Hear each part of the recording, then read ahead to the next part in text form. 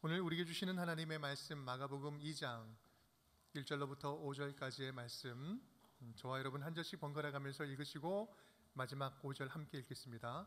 후에 예수께서 다시 가버나움에 들어가시니 집에 계시다는 소문이 들린지라 많은 사람이 모여서 문 앞까지도 설 자리가 없게 되었는데 예수께서 그들에게 도를 설명하시는데 사람들이 한 중풍병자를 네 사람에게 메워 가지고 예수께로 올세 무리들 때문에 예수께 데려갈 수 없으므로 그 계신 곳에 지붕을 뜯어 구멍을 내고 중풍병자가 누운 상을 달아 내리니 예수께서 그들의 믿음을 보시고 중풍병자에게 이르시되 작은 자야 내 죄사함을 받았느니라 하시니 아멘.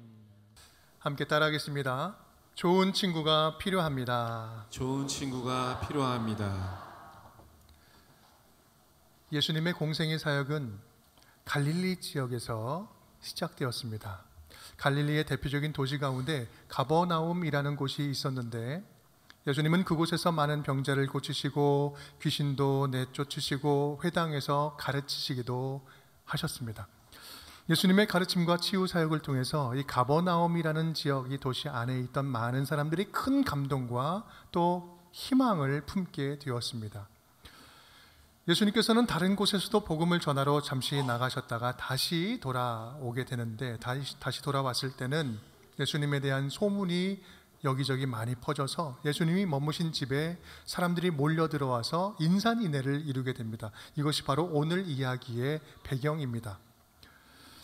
그곳에서 특별한 사건이 시작된 것은 어떤 사람들이 한 병자를 침상채 들고 오면서부터였습니다. 그 병자는 혼자서는 아무것도 할 수 없는 중풍병자였어요. 그들은 예수님을 만날 기대에 잔뜩 부풀어 있었지만 예수님 만나기가 그렇게 쉽지 않았습니다. 몰려든 사람들로 인해서 물리적으로 예수님을 만날 수 없는, 접근이 불가능했기 때문에 그렇습니다. 한계에 부딪힌 그들은 지붕 위에 올라가서 지붕을 뜯어서 구멍을 내서 그 친구 병자를 달아 내리지요. 여러분, 지금 제가 이야기를 쭉 한번 스토리를 말씀드렸는데 우리는 이 짧은 이야기를 글로 한 몇 문장으로 이해하려고 하니 그냥 그러는가 보다라고 지나가지만 상상을 해보면 그 현장에 있다고 생각을 하면요, 이거는 굉장히 이례적인 사건이고 굉장히 생소한 거예요. 놀라운 장면입니다. 어떻게 그런 일이 일어날 수 있을까? 어떻게 병자의 친구들은 지붕을 뜯어서 내릴 그런 생각과 결정을 할 수 있었을까? 그곳에 있었던 많은 군중들, 또 바리새인들, 구경꾼들, 친구들, 중풍병자 당사자, 예수님, 이 수많은 사람들은 과연 무슨 생각을 하고 있었을까? 그들 모두는 한 장소에 있었지만 각자 다 다른 마음과 생각을 하고 있었을 것입니다. 그 다양한 그 마음들을 하나씩 좀 들여다보면서 말씀을 시작해 보고자 합니다. 먼저 중풍병자를 데려온 그 사람들의 마음은 어땠을까? 그들의 마음에는 세 가지 마음이 있었습니다. 첫 번째는 믿음이 있었죠. 예수님께 데려가면 나을 수 있다라고 하는 믿음이 있었어요. 그리고 소망이 있었어요. 어떻게 해서라도 고칠 수만 있다면 나았으면 좋겠다. 예수님께 돌아가면 나을 수 있겠다는 희망이 있었죠. 간절한 소망이 있었어요. 사랑이 있었죠. 어떤 수고도 감당할 만큼 이 아픈 친구를 위해주는 그런 사랑, 친구를 향한 사랑이 담겨져 있었죠. 이 믿음, 소망, 사랑, 성경에서 이야기하는 이 근본적인 이 마음들이 들어 있었죠. 그런 마음이 있지 않았다면 중풍병자는 예수님을 만나지 못했을 것입니다. 그렇다면 그 친구들은 중풍병자와 도대체 어떤 관계였을까? 어떤 친구였길래 이런 일들을 벌인 걸까요? 성경은 지금 중풍병자와 그 친구들과의 관계에 대해서는 그렇게 설명하고 있지 않습니다. 다만 우리는 좀 상상해 볼 수는 있겠죠. 먼저 중풍병의 일반적인 특징을 보면 중풍은 뇌졸중을 이야기합니다. 뇌졸중은 뇌경색과 뇌출혈로 볼 수 있는데 그 뇌경색과 뇌출혈로 인해서 몸의 반절 또는 전신이 마비가 되는 병입니다. 이런 중풍은 나이와 상관없이 찾아오기도 합니다. 또 대개는 정신이 멀쩡한 경우도 많이 있는데요, 그렇게 정신은 괜찮은데 정상적인데 몸이 마비되는 경우에는요, 이 환자 주변에 있는 분들이 그 상황, 그 갑작스러운 그 변화를 받아들이기가 쉽지 않습니다. 저희 아버님은 중풍은 아니셨지만 2021년도 1월 달에 이렇게 넘어지시면서 목을 다치셨어요. 그러면서 목 이하의 모든 감각이 다 마비가 됐어요. 전신마비가 되셨어요. 지금도 물론 불편하시죠. 그런데 몸이 힘든 것도 힘든 거지만 가장 힘든 것은요, 정신은 멀쩡한데 아무것도 못하는 자신을 아버지가 받아들이지 못하는 것이 가장 힘든 거예요. 그것이 제일 힘든 거죠. 생각도 판단도 열정도 창피함도 모든 것을 다 느끼고 아는데 당장 스스로 할 수 있는 게, 혼자 스스로 할 수 있는 게 없어요. 혼자 먹지도 못하고 화장실도 못 가고 숨 쉬는 것 외에는 누구를 의지해야지만 할 수 있는 자신의 처지를 인정하고 받아들이는 것, 이거 정말 고통스러운 일이더라고요. 그런 현실을 받아들이시라고 말씀드릴 수밖에 없는 현실이 주변에 있는 가족들에게는 가장 큰 고통이었어요. 오늘 중풍병도 비슷합니다. 갑자기 마비가 찾아와서 삶의 질이 완전히 변질되었어요. 완전히 바뀌었어요. 중풍병자 자신도 함께 친분을 나누었던 주변 사람들도 모두 그 병을 받아들이기가 쉽지 않았습니다. 그렇게 그들의 마음은 하나로 연결되고 공명이 되어서 함께 아파하고 있었습니다. 그런데 소문으로만 듣던 예수님이 다시 가버나움에 오셨대요. 그 소식을 듣고 그들은 침상채로 우리 친구를 들쳐매고 예수님께로 달려옵니다. 그 정도 수고는 얼마든지 할 수 있을 만한 관계였던 것 같아요. 본문을 잘 보면 친구가 네 사람만 있었던 게 아니었어요. 사람들이 네 사람에게 침대를 매게 하여서 오게 하는 거예요. 이걸 보면 어떤 공동체가 있었던 것 같아요. 본문에는 친구라는 표현도 나오지 않습니다. 다만 그들이 보여주고 있는 그 행동만으로도 그들은 친구 이상의 굉장히 끈끈한 사랑의 관계였다는 사실을 우리는 볼 수 있는 것이죠. 아마도 그 병자는 여러 주변 사람들을 많이 사랑했고 또 많이 사랑을 받은 사람은 아니었을까 생각이 듭니다. 그런 애틋한 관계 안에서 치유에 대한 간절한 희망이 지금 이 장면에 선명하게 드러나고 있습니다. 그 간절한 희망이 결국 막힌 길을 다 뚫고 새 길을 창조하기 시작합니다. 사방의 모든 길들이 막히니 어디가 열렸어요? 하늘은 열렸죠. 하늘길을 열고 길을 내어 옥상 위로 올라가서 지붕을 뜯어내기 시작하죠. 당시 그 유대인들의 그 가옥 구조를 보면 지붕이 좀 평평했는데요, 평평한 그 지붕을 나뭇가지로 이렇게 얹고 거기에 진흙을 발라서 평평하게 만들어서 다용도 공간으로 사용을 했습니다. 문제는 그곳에 올라가서 그 뜯어낼 때, 구멍 내고 뜯을 때 그 집 안에 있는 사람들은 어땠을까? 집 안에 있는 사람들, 천장에 구멍이 뚫리면서 집 안에 있던 예수님 그리고 그 안에 빼곡이 있던 사람들 머리로 그 진흙 더미가 막 우수수수 떨어졌을 거예요. 여러분, 민폐도 그런 민폐가 없어요. 그런데 조금 있으니까 구멍 뚫린 것도 희한한데 거기서 사람이 내려와요. 여러분, 그 순간 얼마나 다양한 감정들, 다양한 생각들이 그곳에 교차하고 있었을까? 그곳에 있던 사람들은 뭐 이런 일이 다 있나? 뭐 지금 이런 일이 다 있나? 당황함과 불편함에 짜증났을 거예요. 또 거기에는 예수님 그 이야기에 어떻게든 시비를 걸까 해서 몰려든 그 바리새인들도 있었어요. 근데 그들은 도저히 받아들일 수 없는 일이었겠죠. 이해도 못할 일이었겠죠. 예수가 도대체 누구길래 지금 이런 일이 있단 말인가? 그들은 예수님에게 집중되는 이 관심 자체를 받아들이기 힘들었을 거예요. 중풍병자를 메고 온 친구들은 그렇다면 어땠을까요? 당장 욕 먹어도 일단 성공했다, 일단 잘했다, 이렇게 해서라도 내 친구, 지금 중풍병 걸린 친구가 나을 수만 있다면 너무 좋겠다. 그리고 예수님을 향한 기대감과 소망이 가슴에 몽글몽글 타오르고 있었겠죠. 이런 극과 극의 상반된 감정들이 교차할 때 그 중심에 누워있던 그 중풍병자 당사자는 어땠을까? 손가락 하나 까딱 못하는 자신의 처지를 보면 한없이 우울해지고 한없이 절망스럽지만 그런 자기를 대신해서 나를 고쳐주겠다고 여기까지 침상채로 메고 온 친구들의 그 사랑에 뭐라 표현할 수 없는 그 감사함이 그의 마음 한켠에는 고여있지 않았겠습니까? 아울러 지푸라기라도 잡고 싶은 심정으로 모든 것을 예수님께 모든 자기의 몸과 마음을 다 내어 맡기는 마음이 아니었겠어요? 그렇다면 이 드라마틱한 이 현장 중심에 계셨던 예수님의 마음은 어떠셨을까? 예수님은 어떠셨을까?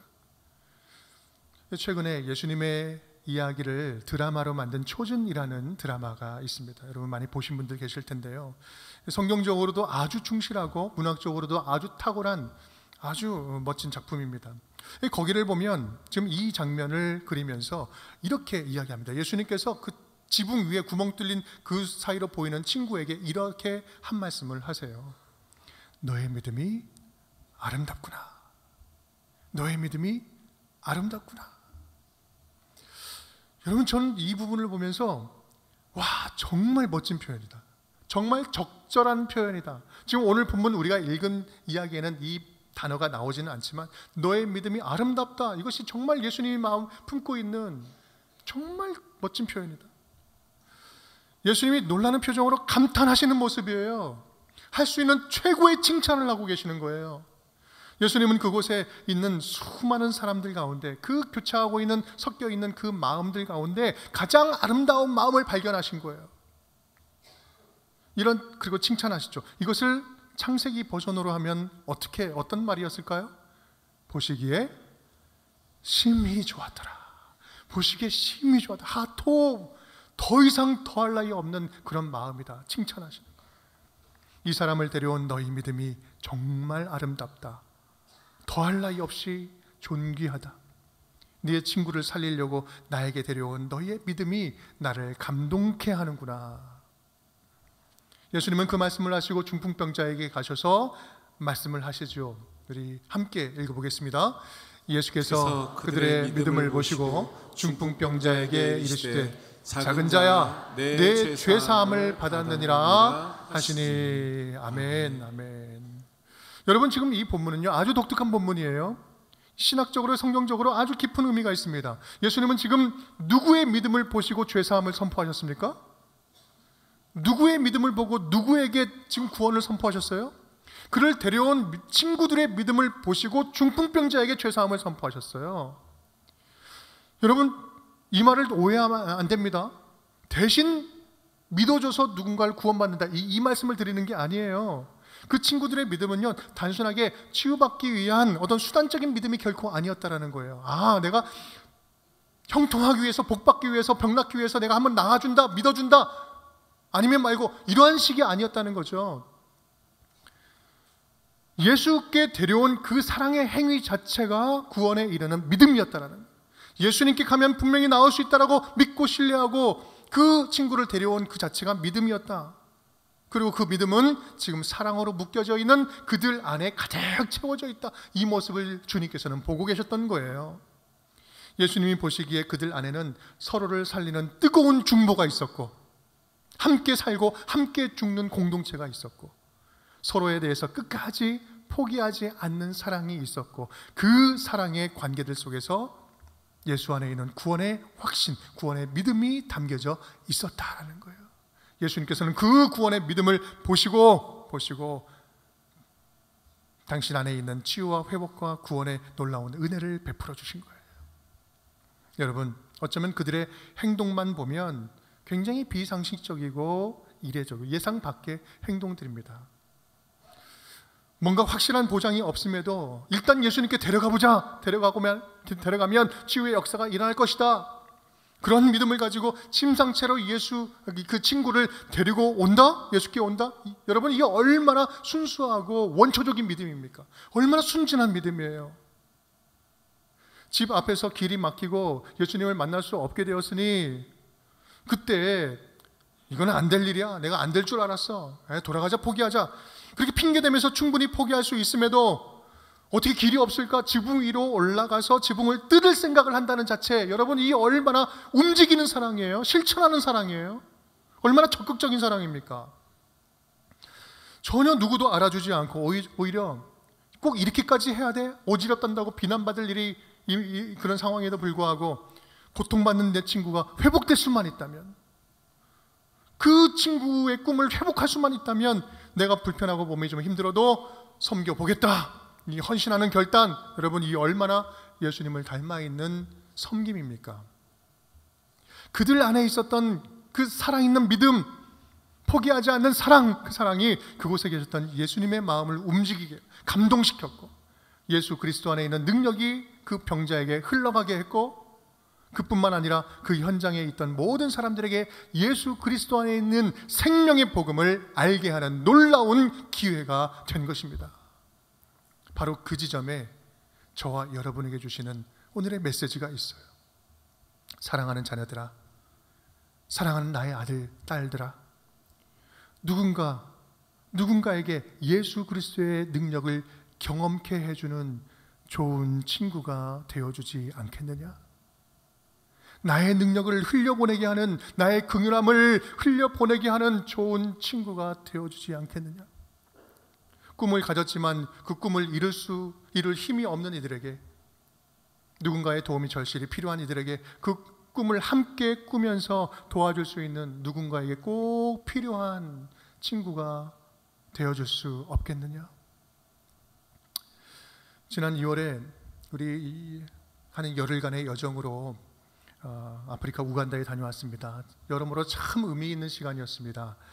먼저는 지금 우리 교회가 함께 협력하고 있는 김무열 선교사님이 지금 우간다에서 사역을 하고 계세요. 도서관 사역, 어린이 초등학교 사역을 하고 계시는데 그곳에 방문해서 함께 섬기고 돌아왔습니다.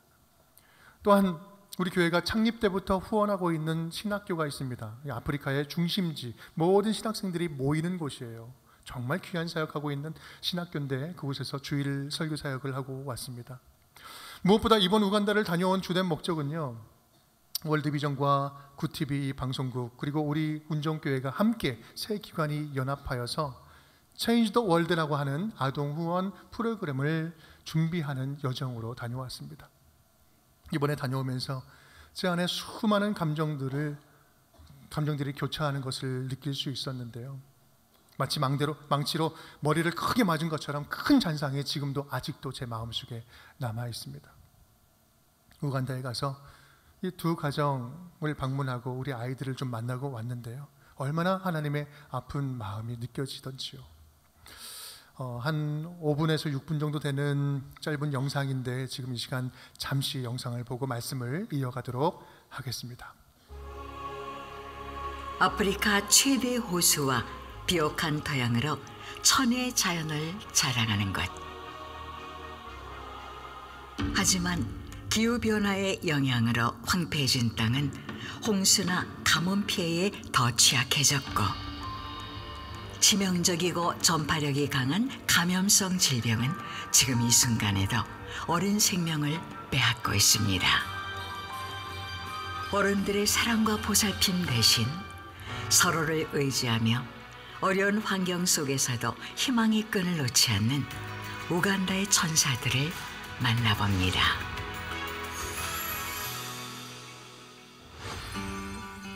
우간다 동부의 마유게 지역, 빅토리아 호수 인근 작은 마을에서 주니어라는 이름의 소년을 만났습니다. 6명의 동생을 둔 주니어는 돌아가신 아버지를 대신해 가장이 되었습니다. Nja kumwalo nasena amadi natwala natunda wajamia naja nanakiza mu hoteri ebintu nafumba ni mu hoteri.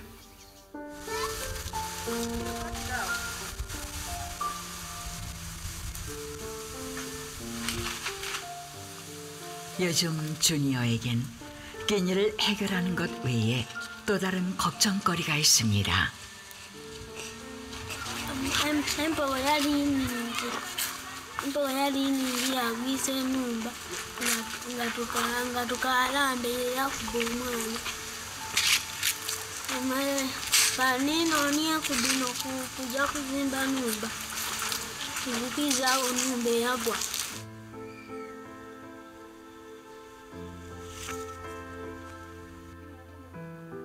열두 살 아이가 집을 짓는다는 게 가능하긴 할까? 어떻게든 해보려고 애쓰는 모습에서 아이의 절박함이 느껴집니다. Nasemba yosoma batata uyafa nasemba yokusoma tata uyafa nasemba okusoma namala najeyo nanonya emiti okuzimba numba.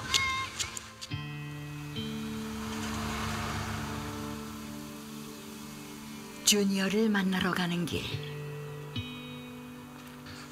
네가 주니어구나. 어디 가는 길이야?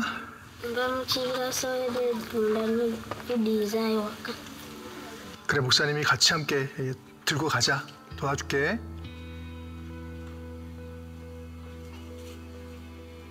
여기가 너네 집이니?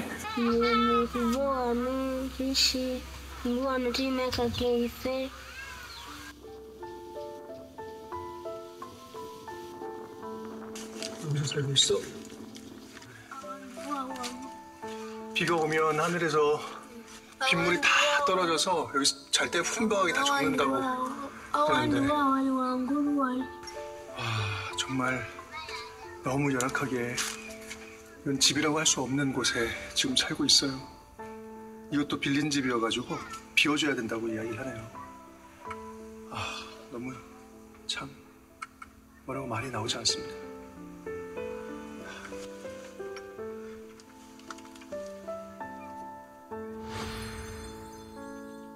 주니어, 하나님이 너를 지켜주실 거야.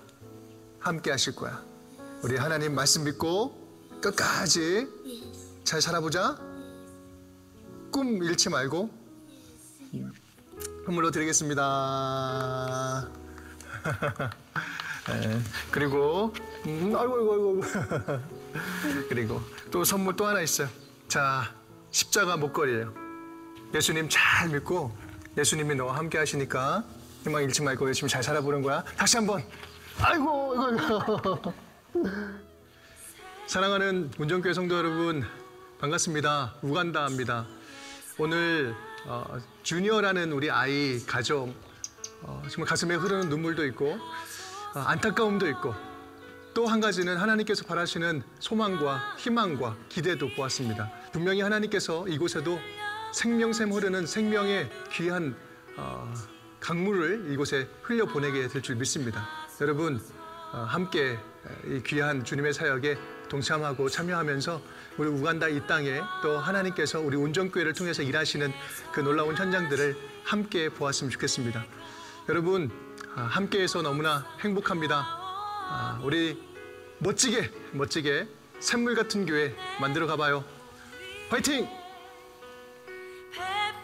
절망뿐인 상황 속에서도 미소를 잃지 않는 우간다의 아이들.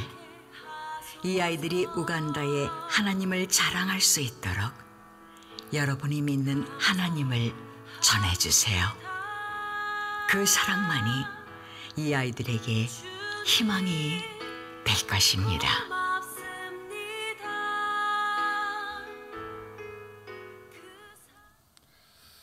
네, 우리가 함께 본 우리 주니어의 집에는 7명의 아이가 있었는데요. 영상에서 보았듯이 그들은 지금 살 집이 없습니다. 지금 거하고 있는 그 잠시 임시 거처도 곧 나가야 될 형편입니다.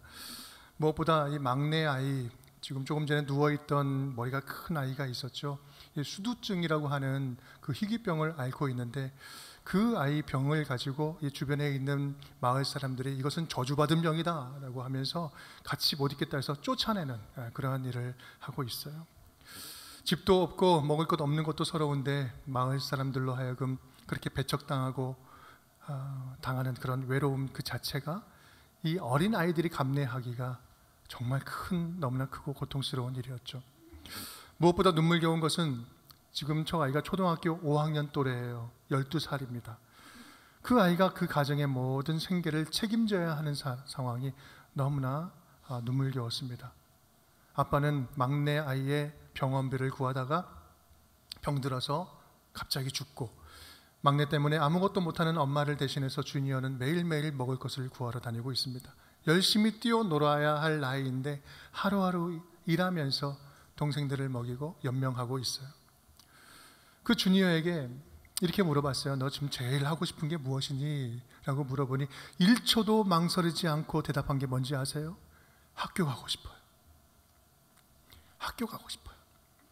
우리에겐 너무나 당연하고 자연스러운 건데 그 친구가 학교 가고 싶다는 거예요. 한국 돈으로 5만 원이면 한 학기를 살 수 있는데 그것이 없어서 못 가는 거죠. 친구들 때가 되고 시간 되면 학교 우르르 가는 모습을 보면 너무 가고 싶어 하는 거예요. 나도 다른 아이들처럼 배우고 싶고 공부하고 싶고 꿈을 이루고 싶다는 거예요. 대화 중에 너 꿈이 무엇이니 물어보는데요. 제가 깜짝 놀랐습니다. 이전까지는 보셨죠? 처음 만날 때 생기가 없거든요. 그런데 꿈이 무엇이니 물어보는데 그때부터 눈이 반짝거리면서 제 눈을 마주치면서 이야기하는데요. 저는요, 목사님, 직업 군인이 되고 싶어요. 군인이 되어서 가정도 책임지고 우리 6 동생들 내가 다 잘 안정적으로 세우고 막내 아이 희귀병도 고치고 엄마를 도와주고 싶다는 거예요. 그 주니어는 지금 당장의 삶은 그렇게 고달퍼도요, 절망에 빠져 있지 않은 거예요. 하나님을 믿는 친구거든요. 하나님을 믿는 그 믿음 안에서 절망에 빠지지 않고 희망, 꿈을 갖고 있는 거예요. 그걸 위해서 간절하게 기도를 해주는데요. 너무 놀라운 것은 스폰지처럼 받아들이는 거예요. 믿음으로 너무나 기뻐하고 마치 지금 당장 그 기도가 이루어진 것처럼 기뻐하고 생기가 돌기 시작하는 거예요.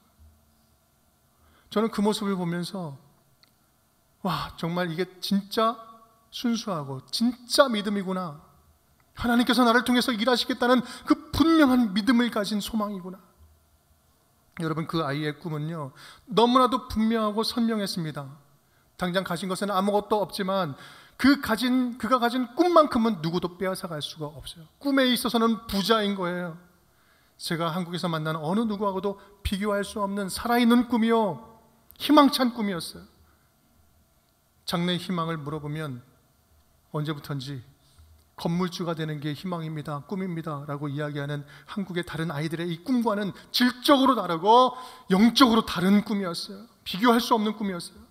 커서 가정을 책임지고 동생들을 살리고 엄마와 아이들을 든든하게 지켜주겠다는 꿈, 하나님께 감사할 줄 알고 기도할 줄 알고 아무리 힘들어도 절대 포기하지 않는 그 살아있는 꿈이 그 안에 있었습니다. 그 아이의 꿈을 마주하면서 저는 그런 마음이 들었습니다. 내가 지금 하나님이라면, 내가 지금 여기 임하는 하나님이라면 당장이라도 이 아이의 꿈을 들어주고 싶다. 아니, 제 마음도 그러는데 우리와 함께하는 하나님은 어떠시겠습니까? 여러분, 부끄럽지만 스스로 자문해 봅니다. 모든 것을 풍족하게 누리고 있으면서도, 모든 것을 알고 있으면서 먹으면서도 살고 있으면서도 꿈도 없고 감사도 없고 믿음도 없는 배부른 삶은 아닌지요? 아무 것이 없어도 하나님 안에서 꿈을 꾸고 그 꿈을 포기하지 않고 작은 것에도 감사할 줄 아는 그런 아이들에게 하나님은 더 애틋한 마음으로 어떻게든 한 번 더 기회를 주고 싶어 하시지 않으시겠습니까? 두 번째로 방문한 그 가정에서도 똑같은 걸 느꼈는데요. 그 아이도 12살 아이예요. 여자아이 피스라는 아이였는데 5명의 우리 형제 자매가 있어요. 그 친구는요, 커서 간호사가 되겠대요. 꿈을 물어보는데 분명하고 선명하게 이야기하는 거예요. 그 가정 안에 기형을 안고 태어난 3개월 된 아기가 있어요. 입과 코가 붙어서 태어났어요. 숨쉬기도 힘들고 먹기도 힘들어요. 근데 치료하면 언제든지 지금 치료가 가능하대요, 어리니까. 근데 그 아이, 동생들을 돌보면서 가정을 책임지겠다고 그런 꿈을 품고 있는 거예요.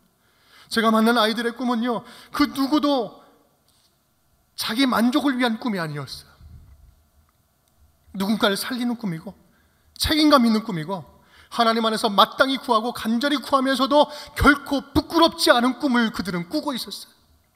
12살밖에 되지 않는 아직 아이들이었지만 하나님을 기대하게 하는 꿈이었어요.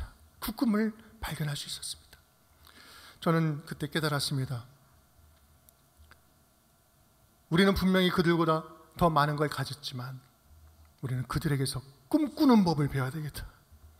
꿈꾸는 법을 배워야 되겠다. 그리고 하나님께서는 이 아이들의 꿈을 통해서 하나님을 드러내시겠구나. 이 아이들을 자랑스럽게 하나님께서 쓰시겠구나.